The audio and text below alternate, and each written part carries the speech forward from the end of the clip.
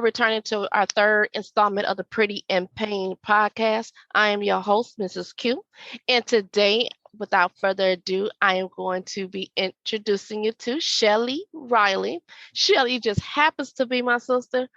We're going to try to get through this interview without doing a lot of laughing and everything like that. She has an awesome story. She's had fibromyalgia for about I believe over 30 years now. 32. 32 years now. And she is one of the reasons why when I got diagnosed with fibromyalgia, I broke down because I had seen how it changed her life. So without further ado, welcome to the podcast. Shelley, how are you? I'm doing fine. Hi, Fibro fighters. How you doing today? Great. Just go ahead and give us a little history. So at what age did you start having symptoms, your first beginning symptoms when you think back? 20. The first time I had my first flare-up was 3 months after I had my son. So it was December. I had him in September, and I was having pain, and I went to the hospital, and they thought it was due to having fibroid cysts. Well, it just so happened, I wound up having surgery. Mm-hmm. And as the years progressed, I just kept, every year I was having like 2 or 3 surgeries until they couldn't find anything anymore. It took me approximately 10 years to find out what was wrong with me. Mm. Every year I was going to the hospital. Like I said, having 2 or 3 surgeries a year. A couple of times I had like 4. Until the point where they're like, look, we can't find anything else wrong with you. So it's got to be in your head. Or they thought I was making it up because I was a medicine seeker.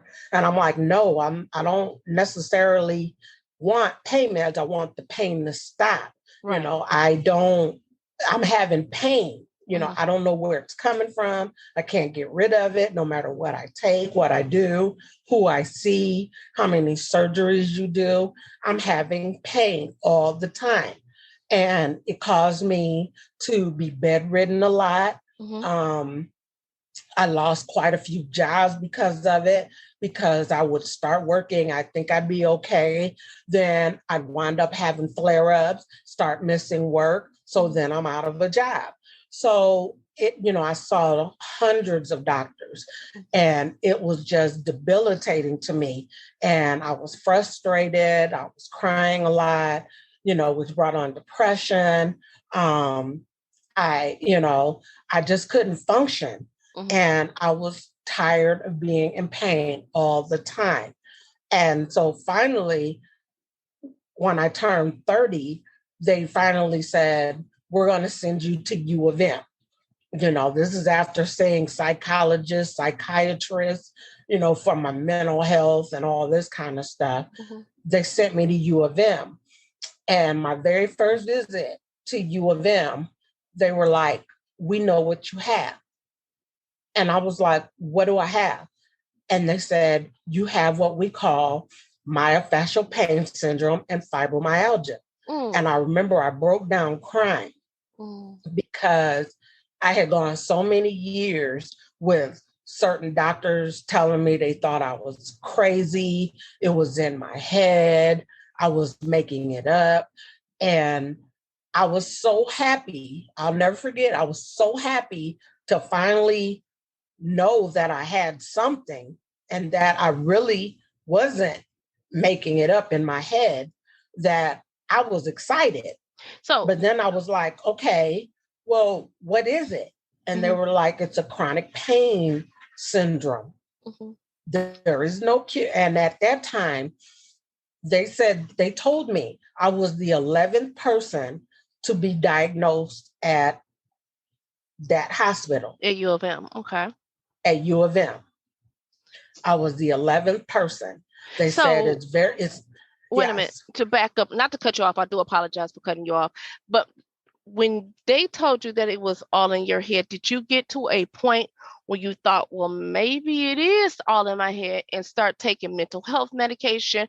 where did that leave you when it, because you have doctor after doctor? Because I can remember just as a family member, one of your surgeries specifically that you had, and the doctor came in and she spoke to our mother, and she was telling us that, if they didn't find anything and that they thought it was in your head. And they was Mm-hmm. saying they specifically didn't tell you that, but Mm-hmm. I'm sure they did. No, But they did. and that it was in your head. So did you get to a point in your history with fibromyalgia going back and forth that you actually started believing the doctors that, hey, this is in my head?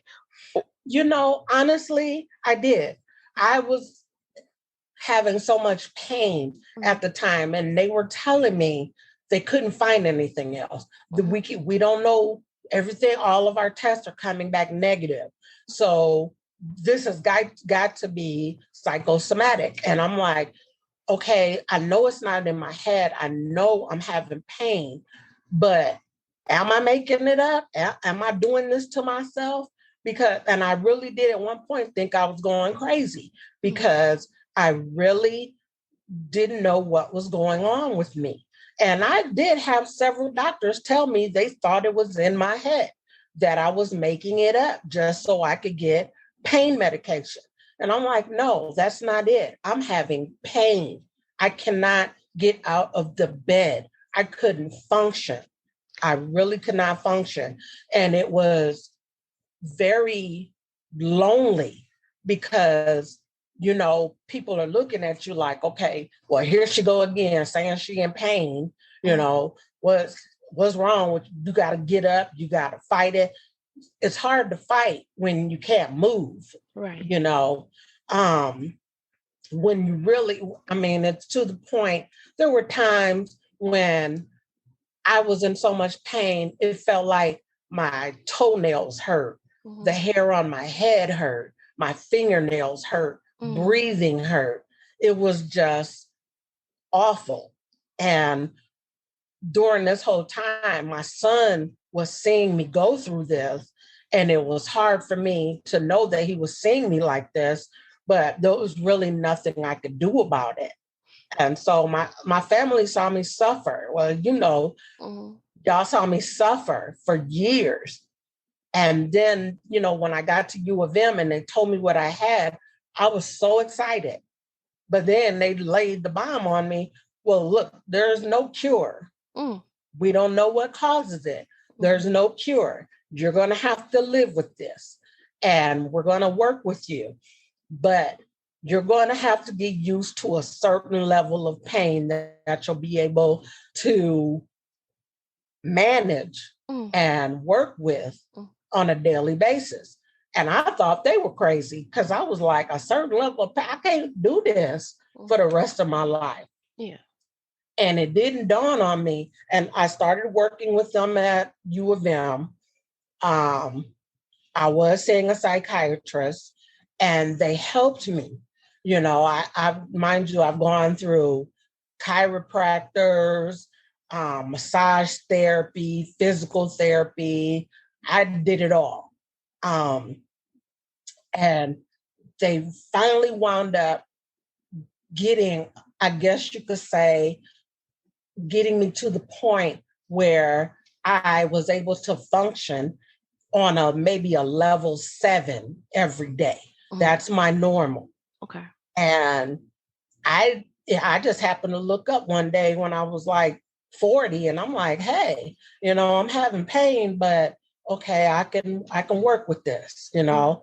And because those first 10 years after I got diagnosed, it was a little touch and go. I had to find what works for me, what doesn't work for me. Sometimes too much activity is a problem, but then again, sometimes not enough activity is the problem. I So, understand. I understand. Mm, yes, so you have to find a happy medium. mhm, Um, and I've gotten to know my body so well now. mhm, I know when I'm overdoing it, mhm, and I know if there's something I have to do, mhm, I already know before I get started okay, I'm going to be in pain after I do this. I'm going to be in a whole lot of pain after I do this. So I'm going to go ahead and do it. I'm going to take my medicine and lay down because I already know. And so it's just been, it's been a whirlwind. And when I got diagnosed, I tried to look it up. There was absolutely nothing on myofascial pain syndrome and fibromyalgia. Nothing. So my question is, you went 10 years without getting diagnosed. So by this time, you're 30. Yes. They're telling you, okay, it's in your head, but they still were doing surgery after surgery on you. Yes. And they kept calling it exploratory surgery so they could go in and take a look. By the age of 30, how many surgeries had you had? 33. So a doctor 30, are you sure? 33? I'm positive. I was having 3 to 4 surgeries a year for 10 years. Okay. I remember having conversation with you, like they're making you a science experiment. Science project. Why are you letting these people cut on you? And I didn't understand until I got diagnosed and started having pain. Like, you're just trying to find an answer. Yes. And so, but what really blows my mind is that they told you specifically this is in your head, but they still did surgery on you. Absolutely. And when you went into surgery, did they ever give you a hope that we found the problem, or was it always just exploratory surgery? We try to see an issue. What was the main reason why they kept on? I remember I know you had over 10, 15 surgery. It wasn't me, so I didn't count it, but I know that they unnecessarily cut on you. Yes. Because they were trying to find an issue, but then turned around and said it was a mental health issue. So what was their reasoning for all the surgeries? At first they were saying it was because of fibroid cysts, but then when that didn't become a problem anymore, or they couldn't find anything, then they said that it was, they thought maybe it was my bowels. They said I had a bowel blockage. So they wound up removing like 10 feet of my intestines. And that still didn't work. So they were sending me to chiropractors and all these different doctors. And every time I had to have a surgery, I was hoping that time they would find something wrong with me, because at that point, it was the only thing I could think of to let them do, like maybe this time they'll find something and we can figure out what's wrong with me. So that was, I didn't have the thought to disagree with them, because, they were the doctors. They were supposed to be the specialists. They were supposed to know better. And I didn't know better. Otherwise, I would have advocated for myself a lot sooner and said, hey, I don't want to get cut on anymore. I just want you guys to figure out what's wrong with me. But I always thought if they did the exploratory surgery, they would find something. And that wasn't the case. Wow, that is just, it blows my mind. Even when I'm thinking about it, I did not realize it was that. I remember you having surgery after surgery, but I did not realize it had been that many. It was 33. It got to the point where I was counting. It was 33 surgeries. And I was so grateful to get to U of M that, like I said, on my first day, I just broke down crying, because I'm like, thank you, God, I'm not crazy. There is something, but like they said, like I said, they dropped the bomb and was like, there's no cure for this. Right. I mean, you gotta live with this. It's sad because they introduced you to the mental health community. You were not on any mental health medications. And then they still say, okay, it's on your head, but let us go ahead and cut a little bit more. Yeah, let's cut a little bit It more. is, and not understanding that they was causing a great amount of scar tissue. Because I remember exactly. a couple surgeries you had was to remove scar tissue. Absolutely. And And surgeries cause scar tissue. yeah, So I had to have a surgery to remove some of the scar tissue. So that was, part of it too. And I'm like, it was a very bleak time in my life.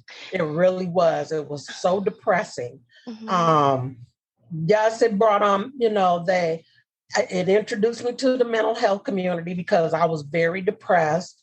My anxiety was at an all-time high because every time I had to go in the hospital, I'm like, okay, are they going to find anything, or what are they going to tell me now?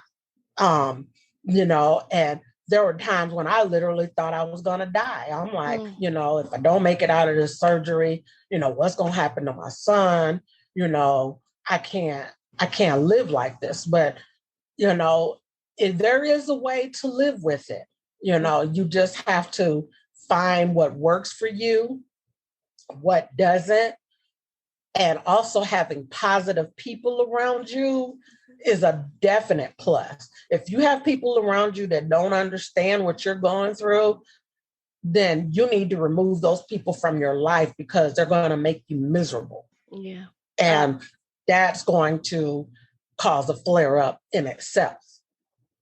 Yeah, I am, me, I'm a very protector of my peace, and I do realize yes that when you have the type of stress on your body from being in pain, the last thing you need around you is a person that's not helping the situation. And I see this a lot in our community.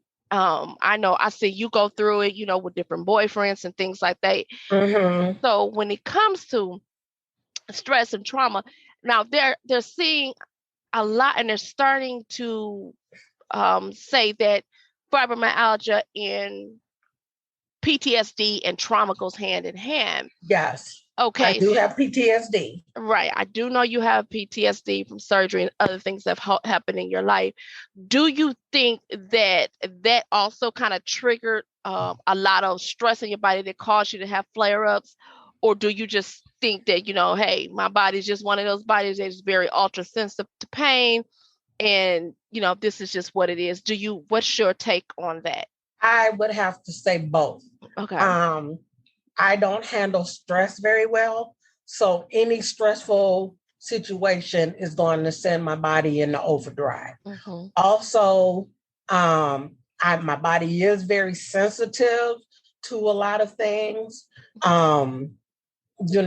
If I try to exercise sometimes, then that causes a flare up.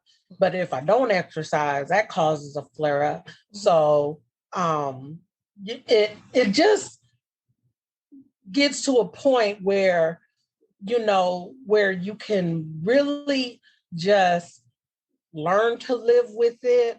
And you know that you're going to be in pain. It's going to hurt.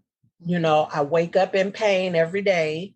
I still, after all these years, I'm 52 now. And even after all these years, every day I wake up in pain, but I try to push through the pain and just deal with it through the day. At nighttime is when my body goes into overdrive, because that is the time when your body is supposed to rest. My body doesn't do that. So I have to have medication to make my body relax and be still. And, taking hot baths and showers, they help some, but you have to have a nighttime ritual in order to relax. Otherwise, I'll be up all night. Like me. Yes, up and all night. Like me. And yes, and the bad part about it is, now since the pandemic, I've gotten myself addicted to online shopping. Yeah. Because at 2 or 3 in the morning, I'm up in pain, but I'm like, well, let me get on the computer and see what we got now. So That's me. I'd be like, what? They'd be like, why? I have like a lot of people that, when I'm working with and I'm dealing with people, they be like, why are you sending me texts and information at 3 3 o'clock in in the the morning? morning. Hey, I'm not asleep. So, Right. I'm wide awake, Let wide me just, awake. right. Me and Amazon are best friends. I get on Amazon. I'm like, oh, there's always something to order on Amazon. Yeah, So, it's funny because like when I start working with people, I mhm, specifically tell them, look, I am a person that does not sleep well. So if you receive an email from me at 1, 2, 3, 4, 5 o'clock in the morning, do not be alarmed. It's just me. This is just how me. it's just me. And Exactly. I use it as a coping mechanism. I just get up and work and throw my mind into that until my mind shuts down, and then I'll go ahead Hmm. and catch some sleep. But I totally understand Oh, what yeah. you're talking about. So after having it for so many years, are you to a point in your healthcare that you are dealing with doctors that you trust, or are you just like, I have to deal with them? They're not the best, but it's what I got, and I just handle the rest on my own. Because Well, what I'm seeing, not to cut you off, what I'm seeing a lot with people who are living more of a fruitful life with fibromyalgia are people who have took their healthcare in their own hands and they figured it out for themselves rather than the medical professional. And whereas I have some other people say, look, I found a great doctor and they did this and this, but I'm mostly seeing, people who just say, hey, let me figure this out on my own because they're not helping. So where are mhm. you at? I do know that you deal with a pain clinic and everything like that, but Mhm. where are you at in that process? Um, well, actually, I do have great doctors that work together. Okay. So it's like the left hand always knows what the right hand is doing, what medications I'm on, what medications I can't take. Because I do have a lot of, through all of this, I did find out I was allergic to a lot of different medications, Hmm. especially pain meds. I found out I was allergic to codeine, morphine, and I'm allergic to Benadryl, which is crazy Hmm. because that's what they give you when you're allergic to stuff. Right. Um, I'm allergic to that. I'm allergic to um, what else is it? Morphine, and it's another pain med that I'm allergic to. And then other different kinds of medications. Um, so the doctors that I have, they work together. Hmm. So they know, like, if I go to my primary care physician, Hmm. he was the one that suggested I go to the pain clinic. Hmm. And at the pain clinic that I go to, they specialize in people that has fibromyalgia. Okay. So that was one of the greatest things that ever Really? happened. Yes, they specialize in people with myofascial pain syndrome, fibromyalgia, Hmm. lupus, muscular dystrophy, um, multiple sclerosis, Hmm. um, they work with people that are amputees. They work with a lot of different people. And so I thought that was wonderful because, they started me off and they started giving me cortisone injections Hmm. because, I do have, besides the myofascial pain syndrome and fibromyalgia, Hmm. I have osteoarthritis. Hmm. I have a bulging disc in my back, my lower back, Hmm.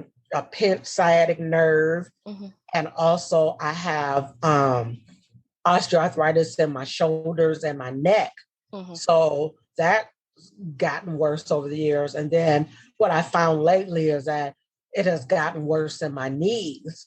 So um, I have doctors that are working with me now on giving me cortisone shots in my knees Hmm. and physical therapy to try to strengthen my knees because I'm hoping I don't have to have a knee replacement. But, Yeah, that just honestly. Yes, and I know you know about that. So, Yes, Lord, I do. yes, buddy. So, So, hmm mhm, so so I said I'm gonna try to get through this interview without laughing a lot because we both goofy. So anyway, yes, so when it comes to, so as of right now, so you say you have very good doctors in your care, so you're comfortable with the health care that you're getting right now. How did you absolutely. find these doctors? Were they referred to you, or they're just part of the pain clinic and you happen to be part of a great pain clinic? Actually, I was working when I first moved to Grand Rapids. I Mm-hmm. was working with this female gynecologist, Mm-hmm. and I was telling her about all my conditions because I was seeing her. Mm-hmm. And she says, I have a primary care doctor that I think you'd be able to work well with. Mm-hmm. And he knows about fibromyalgia. And I was like, really? And she said, yeah. So she sent me to see him, and um, I have been working with him. I've been here in Grand Rapids almost 13 years now. Um, and I have been seeing him since I've been here. He was the one that told me that I should start going to the pain clinic. And I was like, okay, what can they do for me? And he, said, well, they will be able to help you manage your pain, a lot better than I can. And they might have some other avenues that they can try. Mm-hmm. So I started going to the pain clinic, and it has worked wonders for me. Mm-hmm. Um, it, like I said, I get my injections for my back and my hips and my neck. Mm-hmm. And then, yes, they do prescribe me pain meds. But however, I try not to take my pain meds until nighttime. Whatever pain I have during the day, I just deal with it unless it just gets excruciating, which is very rare now because, like I said, my normal level of pain is a 7 every day. Mm-hmm. So if I get to an 8 or a 9, then I'm like, okay, I need to sit down or I need to lay down and just rest. But and then they have the hospitals here, Spectrum, that I go to, Mm-hmm. that are awesome. The good thing about being here in Grand Rapids is when they all have like one unified medical system. Mm-hmm. So if I'm at the hospital, they can see the last time I've been to the pain clinic, what they give me at the pain clinic. They can tell when the last time I went to my doctor. They can tell, everything. So nobody is left out. They know what each other is doing. Mm-hmm. So I don't get over medicated or anything like that. And they work together. If, something they want to try to introduce something, they'll contact my primary care doctor to see if that's something that he thinks would help me or whatever the case may be. And that's where I'm at with my doctors. Yeah, I have some great doctors. So right now, how many medications are you on for just your fibromyalgia? How many For Huh? for just my fibromyalgia, I am on 4. Okay, because I Uh-huh. remember when you were on a hospital, you've gotten it down where you're only on four medication. That's wonderful. Well, at one point, I was on 17 different I know. medications. That's why I said For you got it yeah, down. I was on 17 different medications, and some of them I was supposed to take, 2 or 3 times out of a day, but they would make me drowsy during the day. So I would take them all at night, what would cause me to just practically be in a coma. Go into a coma. I'm like, why Yeah, is it's she going not to a waking up? coma. And it was so weird because people would tell me that I woke up in the middle of the night and I started talking to myself, and I'm like, I did what? I'm a And witness. I'm a witness to yes, that. I'm a yes. witness to and I couldn't, some of the stories I was getting from some of my family members and from, several of my boyfriends. I'm like, I did what? What did I say? And it became almost like comical because I never knew what was going to happen when I fell asleep. And when I fell asleep, I didn't just like gradually go to sleep. I would just nod out like I had narcolepsy. I just be gone. And then I'd wake up the next day and I'm like, man, I didn't sleep all night. And they're like, you were snoring all night. And I'm like, I was, but I never felt rested. Even to this day, I could sleep the whole night and not feel rested. But then again, there's lots of times where I wake up 2 or 3 times during the night, or I just have a lot of sleep apnea and sleep problems. So, I'm working with that. But yeah, I was able to, because of an episode I had back in November, I had to get to a point where like, this is just too much medicine. I can't do it. I'm tired of taking all these pills and something's got to give. And so I weaned myself off a lot of different medications. So now I take 4 medicines for my fibromyalgia, and I have 2 pain meds and 2 muscle relaxants. And then the other meds, I take 4 different meds for my depression and my mental health. So I'm down to 8 pills a night, which is great. It feels good, but I still have problems sleeping. So I have a question. So I'm gonna ask you a question that I've never asked you before, and I do want your honest answer on it. You've been in this fibromyalgia fight for over 30 years now. 10 of it, you were just like blowing in the wind. Were there ever times where you had thoughts of suicide or attempted suicide because of what you were going through? Well, to be honest, no, I never considered suicide, but I have to honestly admit there were times where I was in so much pain that I just wanted the pain to end, and I didn't care how it happened. So it wouldn't be by my hands, but I was okay with the fact that if I didn't wake up, I was okay with it. Yeah. But I never experienced suicide, never was suicidal. But I definitely had a lot of moments where I just wanted it to stop. I just wanted it to come to an end. I didn't care how it happened. I just wanted it to stop. I understand, because, when you have fibro and you're going from here to there, and it's like you're not getting the answer, it puts you in a dark space. It puts you in a place where you don't want to be in. So I totally understand what you're talking about. And, I just think it's really a testament to how strong you are. You are my sister, and you give me a lot of uplifting because it's hard. And it's very hard, and it's very lonely because during when I was going through it, nobody knew what it was. Nobody knew what was going on. There was nothing. There were no books on it. There were no pamphlets on it. They just knew what it was at U of M. And I'm like, wow, and they gave me a couple of sheets of paper that I read over and over again, but it still, wasn't like, there was nothing I could read up on it that could help me, does diet help? Does exercise help? Does, taking meds, what it did, there was nothing.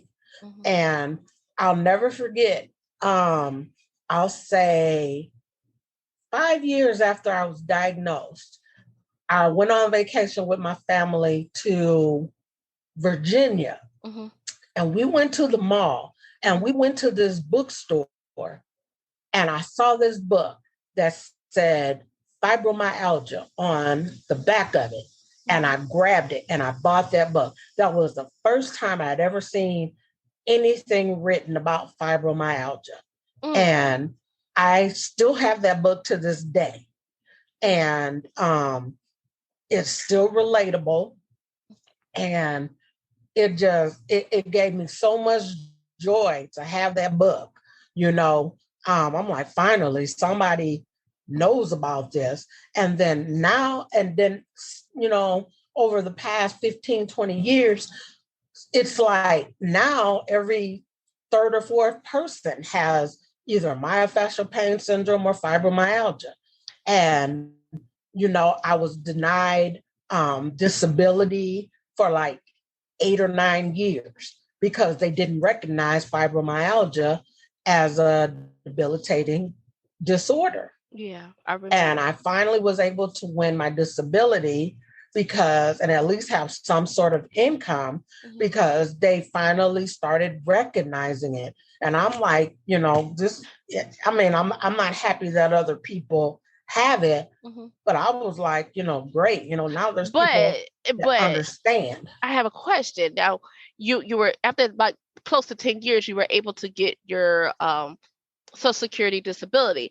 Do you think that you would have been able to get it on fibromyalgia alone, or do you think you got it more from your mental health standpoint? Personally, I think it was more so the mental health. Yeah. And the fibromyalgia was secondary. Okay. So I believe it was more so the mental health.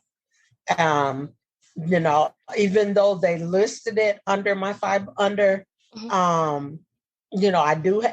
my fibro is there listed as one of my disabilities. I believe more so it was the mental disabilities. I understand.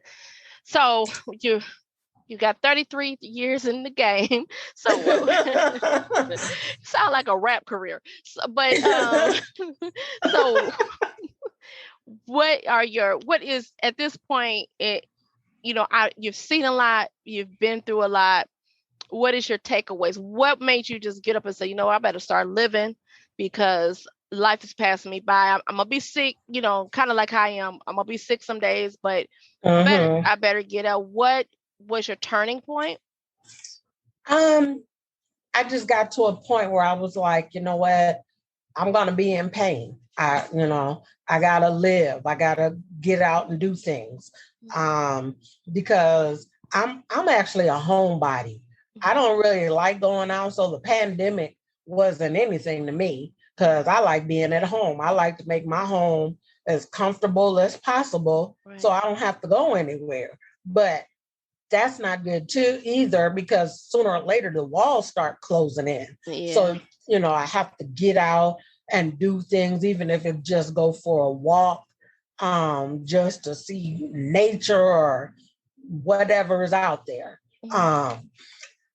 And I just decided one day I'm not going to die from this. And even if I do, I'm going to have as much fun in my life as possible because I'm not getting any younger and I'm tired of being sick and tired. And when you get tired of being sick and tired, hey, you got to make a change. Yeah, I agree. I totally agree with that. So what is one of your pet peeves when it comes to fibromyalgia? When it comes to fibromyalgia, my pet peeves. And when you're dealing with people, what is one of my pet peeves is somebody saying, hey, if you do this, it might help your pain, so that's one of my biggest pet peeves. Somebody saying, okay, if you try this exercise and you do this, I'm like, if it was that easy, trust me, I've tried everything. Exactly. That's one of my pet peeves. And another one of my pet peeves is I can't stand when people say this. They look at you and they go, well, you don't look like you're sick.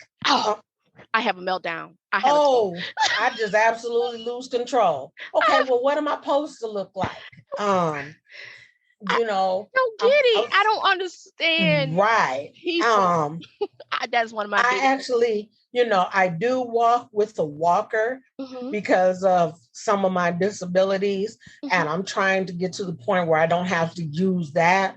But I do walk with a walker if I have to walk long distances. But nothing really irks me more than when I go to the grocery store and I go and get on one of those little motorized carts mm-hmm. and people look at me and they're like, what is she doing in one of those carts? Mind your business. Right. And I find myself saying that a lot. Mind your business. Yeah. Don't worry about what I'm doing, because I literally cannot walk around a store anymore. That takes too much out of me. So I get on one of those motorized carts and I'm gone. But when people look, I get strange looks every time I go to a store and I get on one of those carts. And I And tell, just not to cut you off, if anybody that knows my sister, especially in the Grand Rapids area, if you see her in a cart, please get out the way because she's driving like she on 75 South. She flying. That's why oh when you was yeah. like, "Well, you want to?" I'm like, "No, I'm good. I'm gonna sit in the car because you'll be flying in that car. You'll be hitting stuff. Like, what is wrong with you?" And so, Yeah, I every time I hit something every time I go to the store. I was telling you, if you see my sister in this scooter, she's doing like the whatever highest, she's doing it. And she's like, come on, I gotta go here. I'm like, I can't catch up. Yeah, I'll be moving. I'll be moving because I'm ready to get in and get out. That's why like, when we went to the store the last time we was in Grandma, you were like, you want to come in? I was like, no, I'm okay. I'm gonna just See, I didn't know that was the reason you sat in the car. like, and then the last time you hit something on the end cap, you was like, oops. I was like, oops. What's wrong with you? Go ahead. I'm sorry. Yeah, I'm glad they don't require a license, Right? Because they show snatch mine. Right. But yeah, yeah, when I'm in that cart, I'm on a mission. But yeah, that is one of my pet peeves. People looking at me crazy and making little snide remarks, and or like you said, well, all you have to do is if I did that, do you think if it was just that easy, I would not have done that already? I don't like people that have no understanding of what a person that has fibromyalgia goes through, Right. telling me what I need to do. That irks me because you don't know what I'm dealing with. You don't know what I go through on a daily basis. If it were that easy, it'd have been done. Fibromyalgia wouldn't even be here. Naturally, I've gained, and that since my 20, I've gained approximately 100 pounds. But people can't tell because I'm short and they say I'm compact, so I look like I'm just healthy, or I look like I'm, as they call, curvy. But actually, I'm way overweight, but I don't look it, but I feel it. And, trying to lose weight is not easy when you have fibromyalgia. That's, exercise is great sometimes, but not all the time. Yeah, I tend to find that, with fibromyalgia, it works for some people and it's debilitating to others. For me, Yes. to work out, then I'll go work out. I already know I'm about to be down for like 3 or 4 days, so I'm not gonna work out. And I'm the same way. I put on at least a good 30 to 40 to 50 pounds since my diagnosis. And it's because you can't do the exercise that you want to. But I am going to, try to find some different means to try to, pull some weight off and stuff like that. I mean, I know for a lot of people in the community, it's embarrassing to talk about weight, but we're just pretty open with it because we've we've embraced what we have. Like I said, it's the fibro in you and things like that. So yeah, I totally understand. For some people, they can really get their pain down to, like, I've gotten my pain down to a minimum some days, and if I work out, it's going to be a problem. Yeah. And the weird thing is, another one of my pet peeves is people think that people with fibromyalgia or any kind of chronic illness, they think that we're lazy because we rest a lot, or we try to rest as much as possible. They think you're lazy or don't want to work. And that is furthest from the truth. If you could get up and move around like everybody else, that'd be great. But we have to know our limits. And if you have to lay down, lay down. Don't stay up or awake because you want to prove somebody wrong. When I finally embrace the fact that this is something I have to live with, things got a lot better for me. When I finally, it took me a long time to even embrace my mental state. And when I finally embraced that, I'm like, okay, you can call me crazy, but I don't care. Right. I've been called worse by better. So, that don't even bother me. So I try not to let stuff like that bother me, but it does irritate me when I hear people say they think that people with chronic illnesses are lazy. That is furthest of the truth. We are some of the strongest people in the world because you cannot deal with something like this every day and be weak. Absolutely. It's not for the weak-hearted.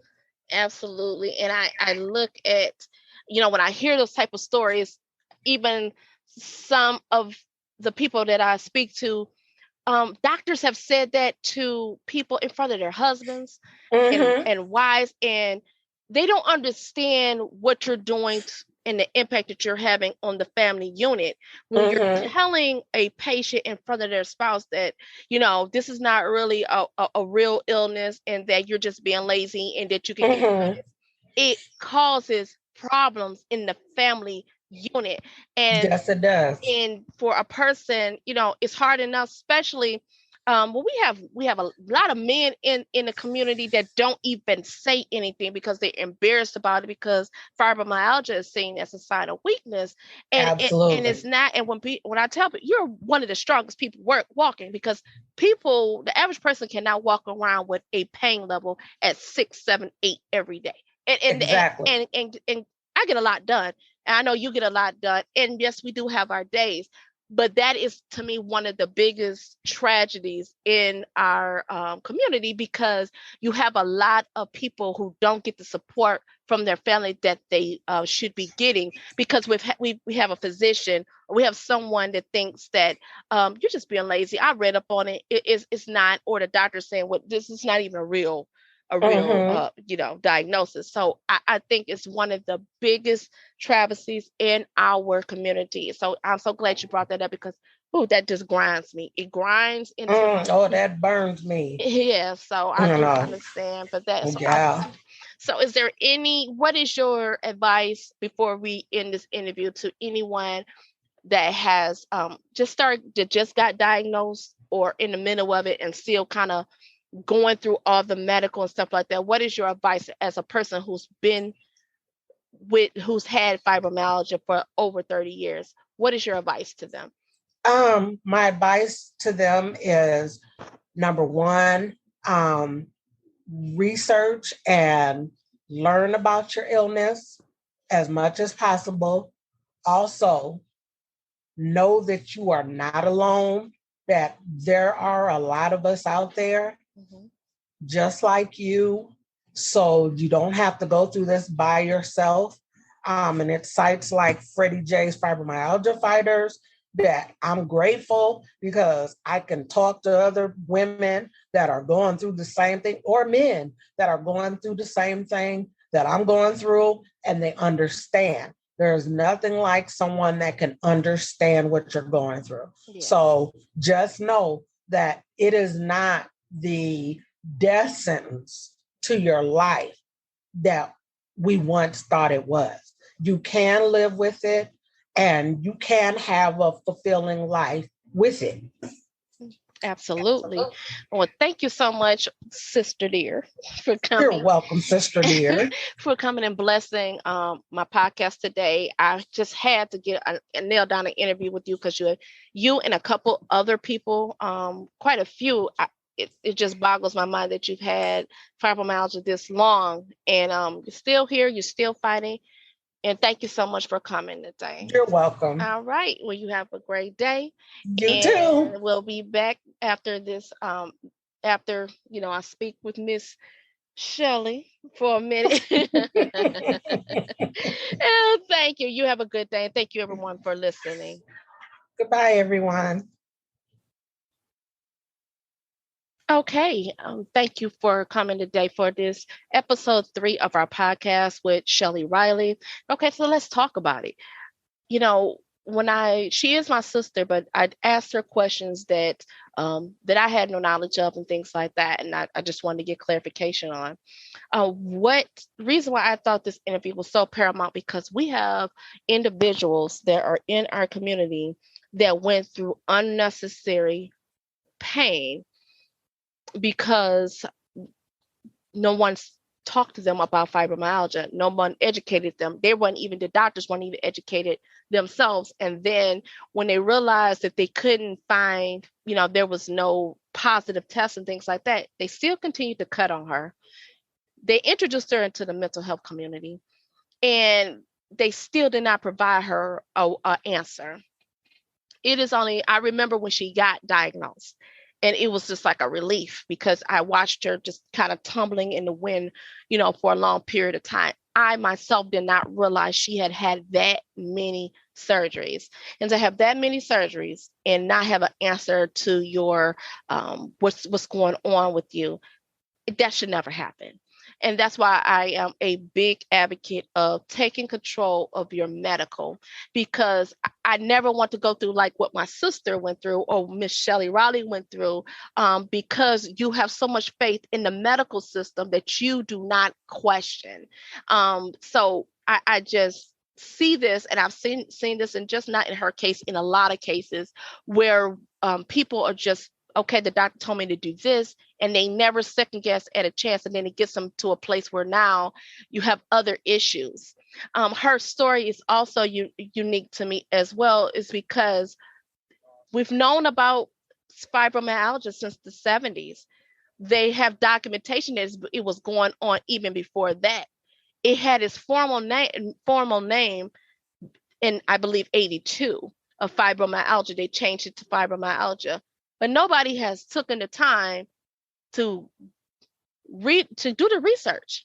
There's no reason why at this point of fibromyalgia, proper research has not been done, proper medication has not prescribed. If it's a holistic issue, okay, tell your doctors. Your doctor should be telling you, okay, this is more of a holistic, and you can also do this, this, and this, or we have medication that will help you along your journey, which a lot of us do get medication, but it's more a mental health medication. And to go that long, we've known about fibromyalgia for since the 70s at the minimum, and not to have the correct answer from our medical community is just a travesty. It should never, and it has to change. So that's why I'm so glad that I'm part of this community, because I'm seeing all these advocates that are around that I didn't know before. It was just it's an eye-opening experience, and I'm so glad now that we have so many in the community that are willing to help, that we're starting to bridge that gap between the person who is in pain and the medical community is slowly coming together. But we absolutely have to get the medical community more on board with us.